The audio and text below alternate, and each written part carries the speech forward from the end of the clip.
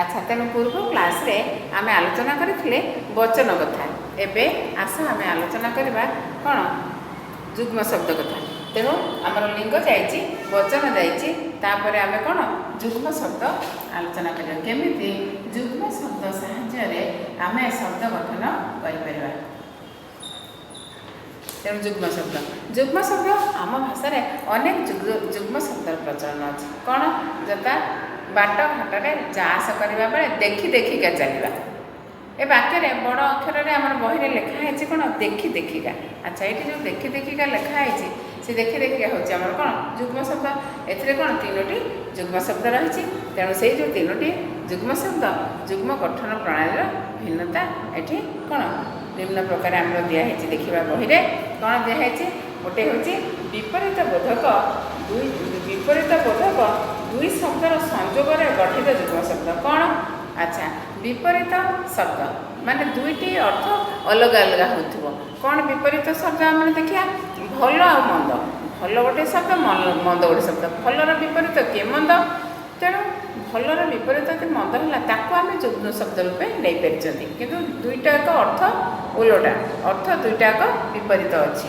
तेणु भल मंद आउ खाल ढीप आमे सेमती खालर विपरीत ढीप किंतु ताको जुग्म शब्द रूपे नहीं पार्टी आम। जमा खर्च ताको भी नहीं पार किणा बिका सुख दुख बड़ सान इत्यादि आम एगुड़ाक सब कौन जुग्म शब्द रूपे नहीं से भाया। समार्थ बोधक दुईरे आसला गोटे है प्रथम है विपरीत आ गोटे आसला समार्थक। समार्थक जुग्म माने जुग्म शब्दर प्रकार यहाँ सब जुग्म शब्दर प्रकार कौन गोटे हूँ कौन आमर विपरीत जुग्म विपरीत आ गोटे हूँ कौन समार्थ। समार्थ बोधक कौन माने समान अर्थ प्रकाश करुवे कौन समान अर्थ प्रकाश करुवा शब्द सब आमर हणा मरा हाणी बाजा मारी बसे बंधु बांधव बंधु जा बांधव सैया गोरु गाई गोरु जा गाई सैया धन रत्न धन जहा रत्न सैया मौज मजलिस मौज जहा मजलिस सैया जीव जहा जंतु सैया। तेणु आम यही समार्थबोधक शब्द को व्यवहार करके कौन करें आम कौन जुग्म शब्द तैयारी करें। अच्छा ताहले आ गोटे आमर आसला अर्थ थिबा आ अर्थ नथिबा जुग्म शब्द। गोटे अर्थ अच्छी आ गोटे अर्थ ना कौन से गोटे हूँ कौन गप आ सप। अरे गप तो पुणी सप कौन सपर किसी गोटे कौन माने अच्छी। तेणु गप सागर सप कौन गोटे अर्थयुक्त आ गोटे अर्थहीन जोटार अर्थ ना।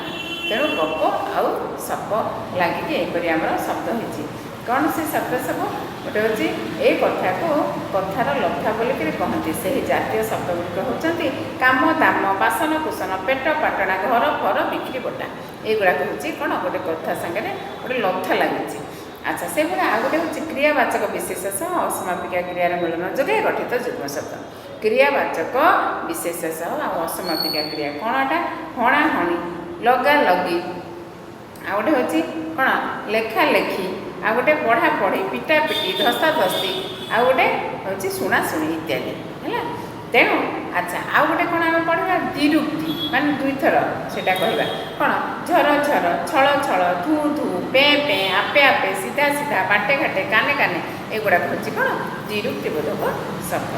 अच्छा ताहले आमे कौन पढ़िले एटा जुग्म शब्द विषय पढ़ुले पुणी पढ़ा कौन आमर समचारित शब्द समान उच्चारण केतेक शब्द अच्छे जार उच्चारण सामान थिला बेले अर्थरे परिवर्तन कौन घटुची आम भाषा रे सही भली शब्द आम अनेक अच्छी असन असन उदाहरण स्वरूप असन तालपेश दर्शन किंतु असन ये दुईटी असन कौन मान अलग अच्छे गोटे असन मान हूँ भोजन भोजन आ गोटे असन हूँ क्षेपण।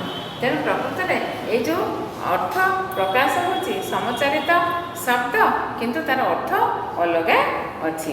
ताहले आमर एठी कौन देला ईश ईश्वर ईश होची लंगल दंड कूल वंश कूल होची तट कृति कार्य कृति होची दक्ष गिरीश महादेव शिव बृहस्पति आउ गिरीश होती श्रेष्ठ गिरी। अच्छा आउ चूड़ा होची खाद्य विशेष आउ चूड़ा होची अग्रभाग जो शिखर भाग। अच्छा चिर होची दीर्घकाल चिर होची छिंडागना। अच्छा दिन हूँ दिवस दिन हूँ गरीब आ दीप हूँ आलोक प्रदान कर वस्तु दीप हूँ कौन जलवेष्टित भूखंड आ पुत हूँ पुओ आ पुत हूँ पवित्र। तेणु हर्षकार पुत हूँ ଦୀର୍ଘକାର ପୂତ ହେଉଛି ପବିତ୍ର। ତେଣୁ ବଳି ହେଉଛି ତ୍ୟାଗ ବା ହତ୍ୟା, ବଳି ଦୀର୍ଘକାର ବଳି ହେଉଛି କ'ଣ ବଳୁଆ। ତେଣୁ ଲକ୍ଷ୍ୟ ହେଉଛି ସଂଖ୍ୟା ବିଶେଷ, ଲକ୍ଷ୍ୟ ହେଉଛି ଉଦ୍ଦେଶ୍ୟ। ତେଣୁ ଏହିପରି ଭାବରେ ଆମର ସମଚାରିତ ଶବ୍ଦ ଦ୍ୱାରା ଆମେ କ'ଣ ନୂତନ ଶବ୍ଦ ପାଇପାରିବା। ତାପରେ ଆମର ଦେଖିବା କ'ଣ ଆଉ ଗୋଟେ ତାପରେ ଆମର ଦେଇଛି କ'ଣ ବିପରୀତ ଶବ୍ଦ। ସେଇ ବିପରୀତ ଶବ୍ଦ ଆମେ ପୁଣି ଥରେ କ'ଣ ଆଲୋଚନା କରିବା। ତେଣୁ ଆସ ବିପରୀତ ଶବ୍ଦ ଯୋଗେ ଆମେ କେମିତି କରିପାରିବା ଆମେ ଟିକେ ଦେଖିଦେବା। କ'ଣ ବିପରୀତ ଶବ୍ଦ ଯୋଗେ କିପରି ଭାବରେ ଆମେ କରିବା। ଆଚ୍ଛା, ବିପରୀତ କେତେକ ଭାଷା ପରି ଆମ ଭାଷାରେ ମଧ୍ୟ କେତେକ ବିପରୀତ ଶବ୍ଦର ପ୍ରୟୋଗ ଅଛି।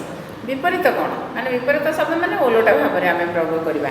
କ'ଣ ଅପେକ୍ଷା ଉପେକ୍ଷା, ଅସଲ ନକଲ, ଅଲଣା ଲୁଣିଆ, ଆଗ ପଛ, ଆନନ୍ଦ ନିରାନନ୍ଦ ବା ବିଷାଦ, ଆଲୁଅ ଅନ୍ଧାର, ଆବାହନ ବିସର୍ଜନ, ଆଦାନ ପ୍ରଦାନ, ଇହ ପର, ଇଷ୍ଟ ଅନିଷ୍ଟ, ଉପକାର ଅପକାର, ଉଦୟ ଅସ୍ତ, ଉଠାଣି କଡ଼ାଣି, କୃପଣ ବଦାନ୍ୟ, ଖୋଲା ମୁଦା, ଖାଲ ଢିପ, ଚମଡ଼ା ମସ୍କା ମାନେ ଯେଉଁଟା କ'ଣ ଚେମଡ଼ା ମସ୍କା, ଜ୍ଞାନୀ ଅଜ୍ଞାନ, ଦୁଷ୍ଟ ଶିଷ୍ଟ, ପ୍ରାଚୀନ ନବୀନ ବା ଅର୍ବାଚୀନ, ପଣ୍ଡିତ ମୂର୍ଖ, ପାପ ପୁଣ୍ୟ, ବନ୍ଧନ ମୋଚନ, ବଦ୍ଧ ମୁକ୍ତ। ଆଚ୍ଛା, ଭଲ ମନ୍ଦ, ମାନ ଅପମାନ, ମସୃଣ ବନ୍ଧୁର, ମିତ୍ର ଶତ୍ରୁ, ଲୋଭୀ ନିର୍ଲୋଭ, ସାମ୍ୟ ବୈଷମ୍ୟ, ସୁଲଭ ଦୁର୍ଲଭ, ହର୍ଷ ଦୀର୍ଘ, କ୍ଷୁଦ୍ର ବୃହତ।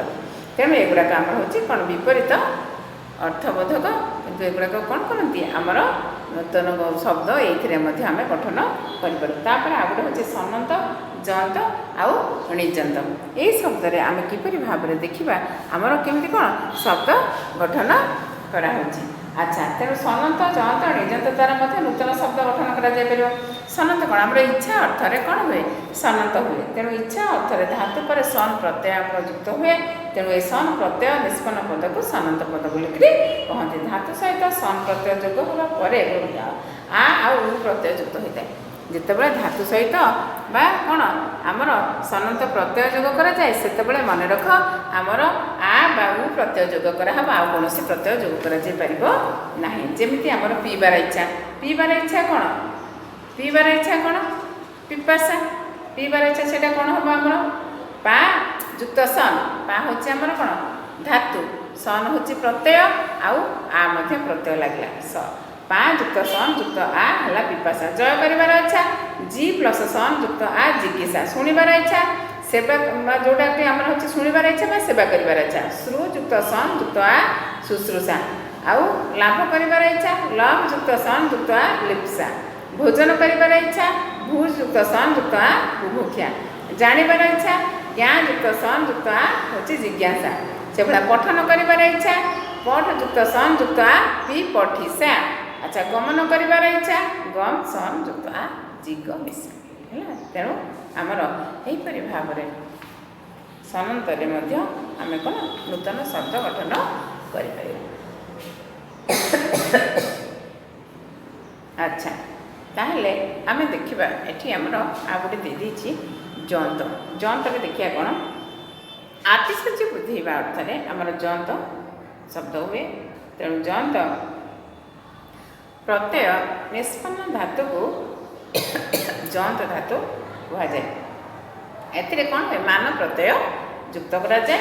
ଏ ମନେ ରଖିବାକୁ ହେବ ଯେ ଜନ୍ତ ଧାତୁ ସାଧାରଣତଃ ବିଶେଷଣ ରୂପେ ଏଇଟା ବ୍ୟବହାର କରାଯାଏ। ମୂଳ ଧାତୁ ଯୁକ୍ତ ଜନ୍ତ ଧାତୁ ଆଉ ମାନ ତାଦେହରେ ପ୍ରତ୍ୟୟ ଯୁକ୍ତ କରାଯାଏ। ଧରାଯାଉ କ'ଣ ହେଲା ଆମର ଜଳ ଯୁକ୍ତ ଜନ୍ କ'ଣ ହେଲା ଜାଜୁଲ୍ୟ ଯୁକ୍ତ ମାନ, ଜାଜୁଲ୍ୟ ମାନ। ଦୀପ ଯୁକ୍ତ ଜନ୍ କ'ଣ ହେଲା ଦେଦୀପ୍ୟ ଯୁକ୍ତ ମାନ, ଦେଦୀପ୍ୟ ମାନ। ତେଣୁ ଏହିପରି ଭାବରେ ଆମର ଜନ୍ତରେ ମଧ୍ୟ କ'ଣ ହେଉଛି ନୂତନ ଶବ୍ଦ ଗଠନ କରାହେଉଛି। ପରବର୍ତ୍ତୀ ସମୟରେ ଆମର ଅଛି ଆଉ କ'ଣ ଣିଜନ୍ତ ଶବ୍ଦ ଆମର ଅଛି। ତେଣୁ ଆମେ ଣିଜନ୍ତ ଶବ୍ଦଟିକି ଦେଖିଦେଲେ ଆମର ଶେଷ କ୍ଲାସ୍ଟି ଏଇଟା ସରିଯିବ। ତେଣୁ ଣିଜନ୍ତ ହେଉଛି ପ୍ରୟୋଜକ ଧାତୁ ଗଢ଼ିବା ପାଇଁ ସଂସ୍କୃତର ଧାତୁ ସହିତ ଣିଜ୍ ପ୍ରତ୍ୟୟ ଯୋଗ ହୁଏ। ଧାତୁ ପରେ ଣିଜ୍ ପ୍ରତ୍ୟୟ ଯୁକ୍ତ ହୋଇ ଗଢ଼ା ଯାଇଥିବା ଧାତୁ କ'ଣ କହନ୍ତି ଣିଜନ୍ତ ଧାତୁ କହନ୍ତି। ମୂଳ ଧାତୁ ଯୁକ୍ତ ଣିଜ୍ ପ୍ରତ୍ୟୟ। ତେଣୁ ଆମର କ'ଣ ହେବ ଣିଜ୍ ଧାତୁ ବିଶେଷ୍ୟ ବିଶେଷଣ। ତାପରେ ସ୍ଥା ଯୁକ୍ତ ଣିଜ୍ କ'ଣ ହେଲା ସ୍ଥାପି। ଆଉ କ'ଣ ହେବ ଆମର ସ୍ଥାପନ ସ୍ଥାପିତ। ପଠ ଯୁକ୍ତ ଣିଜ୍ ପାଠି ପଠନ ପାଠିତ। ଆଉ ଜ୍ଞା ଣିଜ୍ ज्ञापी ज्ञापन ज्ञापित अच्छा चलणी चाली कौन चालन चालित तेणु अधिकंत विभक्ति संधि समास कृदंत तद्धित उपसर्ग अंतविधि और सत्वविधि अनुଯାयी शब्द गठन कर आम देखिले शब्द गठन धारा किपरि भाव में आम ये देखिले तेणु आज आमर यही कौन शब्द गठनर धारा आमर ये विषयटी आज प्रथम विषयटी आमर आज सरीगला किसी प्रश्न तो रहा आलोचना करिए परवर्ती क्लास में आम